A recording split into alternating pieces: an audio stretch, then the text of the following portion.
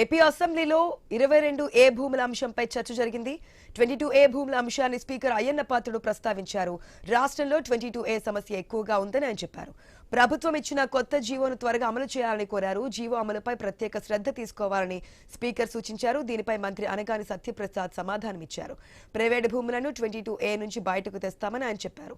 22A సమస్య పరిష్కారానికి ఒక కమిటీ పనిచేస్తుందని వివరించారు. కలెక్టర్ల ఎన్ఓసీ ద్వారా వాటిని తొలగించడానికి ప్రయత్నం చేస్తున్నట్లు వెల్లడించారు. త్వరలో అన్ని సమస్యలకు పరిష్కారం లభిస్తోందని అనగాని సత్యప్రసాద్ పేర్కొన్నారు.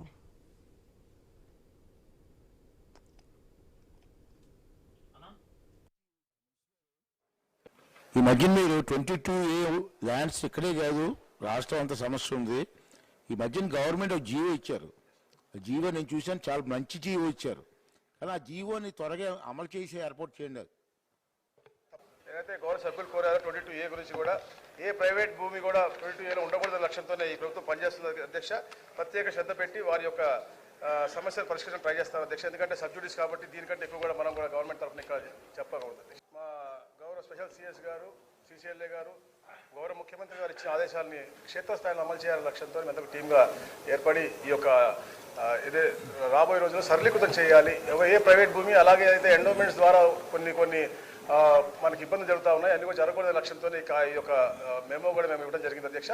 దాన్ని ఇంకా పరిశీలించి ఇంకా ఈజీ చేస్తాం అధ్యక్ష. Thank you.